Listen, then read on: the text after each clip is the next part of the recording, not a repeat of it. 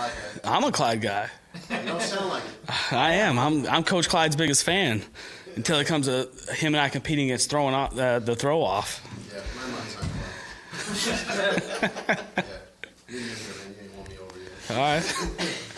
Dowell, to what extent will Adam encourage you to suggest particular play calls? And does he want it ever before the play, or does he say, if you have something that you see, tell me, well in advance? Most time what it goes on is as after a series, as an offensive staff, we have a game plan going in, and after a series, sometimes you're in a great rhythm as a play caller, and sometimes there's a conversation about, hey, what do you guys think about this? Or, hey, do you guys like this? Or they're playing more of this coverage.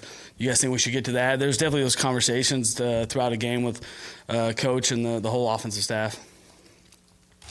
With Kenny Stills, he's been quiet for lack of targets, non-productive for the past 5 weeks. What is the rhyme or reason behind that?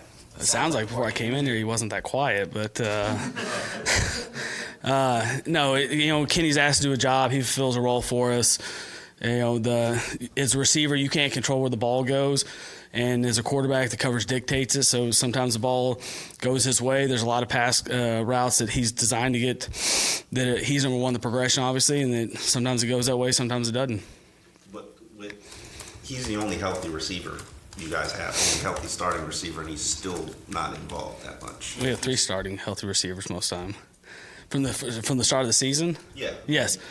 Yeah, well, Parker's back. He was a starter to begin with, and Stills, it goes back to other people know that as well. Teams know where Stills is, and, that's sometimes the coverage is going to take the ball there, sometimes it's not. So Laramie Tunsil has played well this year. How has Jawan James done? I think Laramie Tunsil's played very well. Been extremely impressed with him. As good a left tackle as I've ever been around. And Jawan's been solid. There's obviously things that each one of them need to improve on. We're not where we need to be yet as an offense, and they're not. They still have room to grow, both of them. So does Jawan, but he's been a solid player for us. Best left tackle you ever played. That's pretty high praise. I say that as good as. Yeah, as good as. As good as. Okay. Yeah, who else would be in that class? Joe Thomas, Michael Ruse. Like that, Laramie's had a really good year, and there's things that he needs to improve on. Say that's a pretty big jump from where he was last year. I can only speak on this year, and watching the tape last year, I thought there were some things that he did really well. There's obviously, as a young player, there were some things he needed to get out of his game.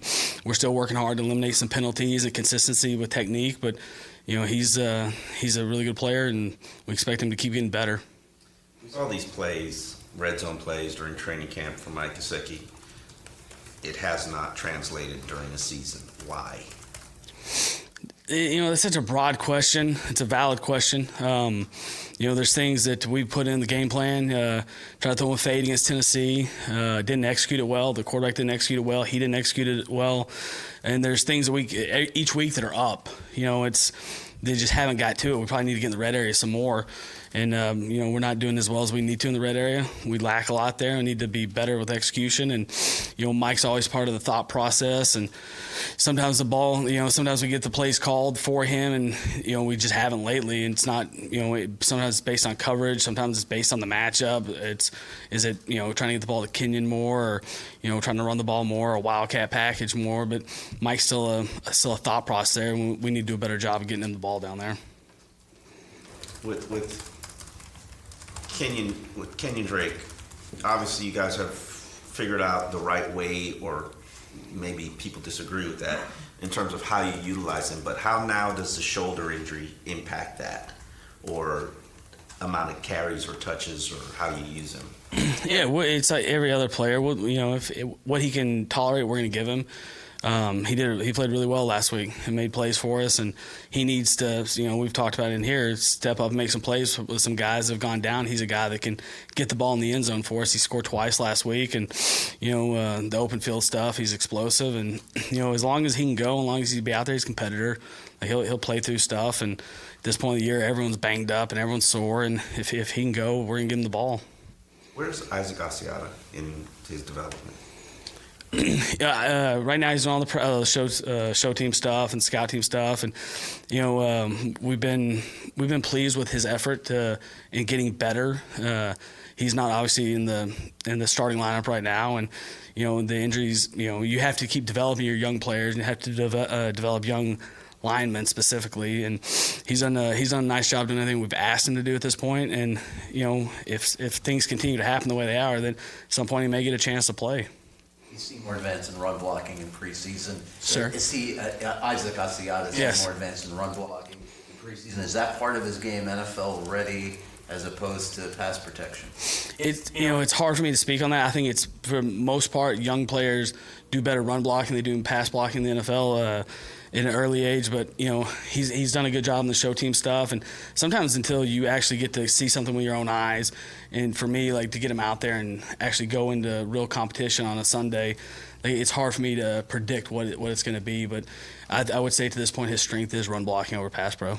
And with Isaiah Ford, Al, what skill is there that makes you think he could be, an NFL receiver?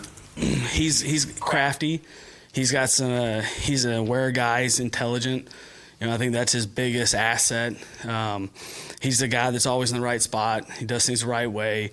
There's been some injuries and stuff, and he hadn't got called up yet, and now there's a chance. Obviously he gets some opportunity to play, and he just worked his tail off and done everything the right way. And he's an impressive kid that way, and really good demeanor. But I would really say the savviness, and that's a strength of his. Thank you. Thank you guys. Yeah, appreciate it. Clyde could throw and catch the ball himself.